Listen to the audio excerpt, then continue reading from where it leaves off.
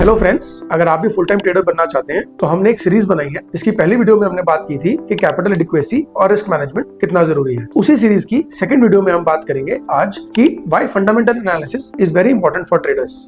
जो एक मिथ है कि फंडामेंटल एनालिसिस केवल इन्वेस्टर्स के लिए होता है, उसको आज हम ब्रेक करेंगे और आप फंडामेंटल एनालिसिस को कैसे कर सकते हैं उसके बारे में बात करेंगे। Let's start the video. Fundamental analysis सबके लिए इंपॉर्टेंट है, चाहे वो इन्वेस्टर हो या ट्रेडर।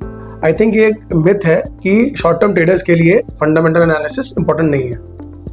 एक्चुअली मैं आपको बताऊंगा, फंडामेंटल्स ही है जो पूरी इकोनॉमी को ड्राइव करते हैं और मार्केट को भी। शॉर्ट टर्म में हो सकता है कि मार्केट फंडामेंटल्स के साथ ना चले, बट लॉन्ग टर्म में या मीडियम टर्म में मार्केट को फंडामेंटल्स के साथ ही चलना पड़ता है। बिकॉज अगर फंडामेंटल्स खराब है किसी इकोनॉमी के तो वो ज्यादा देर तक ऊपर नहीं रह सकती, और सिमिलरली अगर फंडामेंटल्स अच्छे हैं तो उसमें पैसा आएगा ही आएगा और मार्केट ऊपर जाएगी ही जाएगी। तो इसलिए फंडामेंटल्स ही लॉन्ग टर्म में मार्केट को ड्राइव करते हैं, तो इसलिए आप उसको इग्नोर नहीं कर सकते।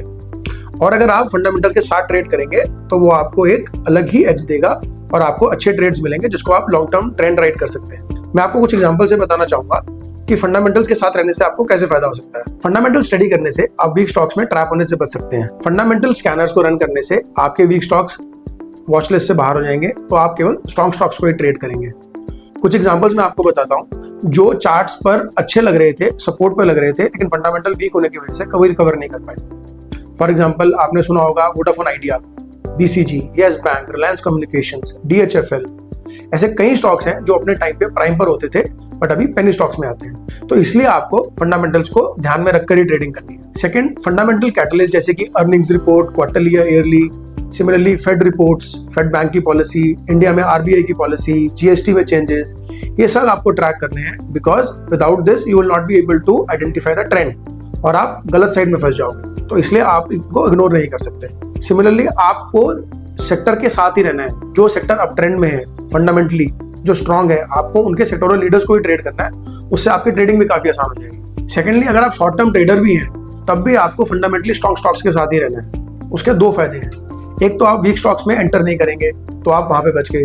दूसरा, आप स्ट्रॉन्ग स्टॉक्स को जल्दी एग्जिट नहीं करेंगे आउट ऑफ फियर, क्योंकि आपको पता है कि फंडामेंटली वो स्टॉक स्ट्रॉन्ग है और अभी सपोर्ट ले रहा है। तो इसलिए आपको फियर नहीं आएगा और आप उसको लंबा होल्ड कर पाएंगे और उस ट्रेंड को पूरा रन कर पाएंगे और प्रॉफिट बना पाएंगे। तो ये फंडामेंटल्स के साथ रहने के फायदे हैं। फंडामेंटल स्टडी करने के लिए आपको एक चेकलिस्ट बनानी होगी। मोर और लेस वो हर ट्रेडर की डिफरेंट हो सकती है, बट उसकी थीम सेम ही होगी। तो सबसे पहले आपको देखना है कंपनी की अर्निंग स्ट्रेंथ कैसी है। उसमें आप उसकी top line bottom line growth को देख सकते हैं, यानी कि उसका रेवेन्यू बढ़ रहा है कि घट रहा है, year on year, quarter on quarter. अगर कुछ ड्रास्टिक चेंज आया है तो उसका क्या कारण हो सकता है। सिमिलरली उसकी प्रॉफिट्स, अर्निंग पर शेयर बढ़ रहा है कि घट रहा है या स्टेबल है। तो आपको उस स्टॉक को उस नजरिए से देखना है।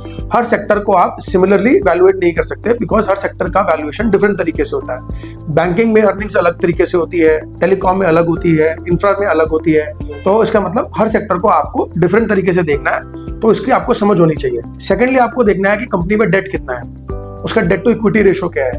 अगर debt to equity ratio less than 1 है तो इसका मतलब वो कंपनी अच्छी है, बिकॉज उसमें डेट कम है। अगर डेट मिनिमल है तो कंपनी बहुत अच्छी है और उसका अगर कैश फ्लो भी ज्यादा है और उसमें अगर कैश एक्यूमुलेट हो रहा है तो वो बहुत ही अच्छी कंपनी है। आप उसको, आपके पास वो कंपनी होनी ही चाहिए। सिमिलरली, अगर उसका डेट ज्यादा है, ऐसा नहीं है कि डेट खराब होता है, लेकिन अगर उसका डेट ज्यादा है और वो ग्रो भी नहीं कर पा रही है तो वो कंपनी आपको बिल्कुल अवॉइड करनी चाहिए। एक छोटे से डाउन मूव में वो स्टॉक्स ज्यादा गिरेंगे क्योंकि वो स्टॉक्स हाई बीटा स्टॉक्स होते हैं। तो आपको आइडेंटिफाई करना है कि वैल्यू स्टॉक्स कौन से हैं, ग्रोथ स्टॉक्स कौन से हैं। वो आप फंडामेंटल एनालिसिस के थ्रू ही कर पाएंगे।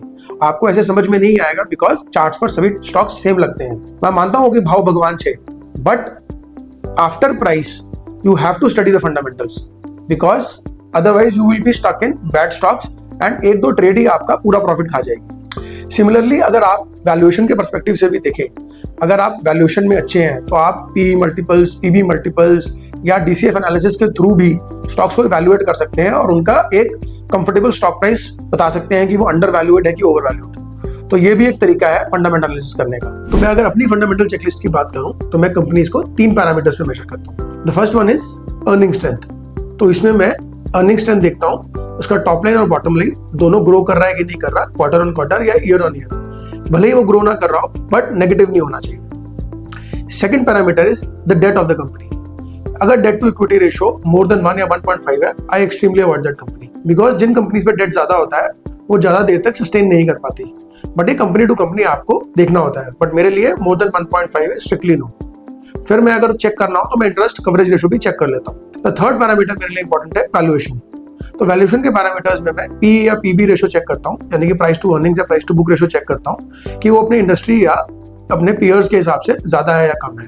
बट उसमें भी मैं थोड़ा सा क्वालिटेटिवली उसको चेक करता हूँ। तो ये थे मेरे 3 फंडामेंटल फैक्टर्स जिनको मैं चेक करता हूँ। और हाँ, मैं over hyped companies, over valued companies है, मैं उनको स्ट्रिक्टली अवॉइड करता हूँ, भले ही वो कितना ग्रो कर रही है।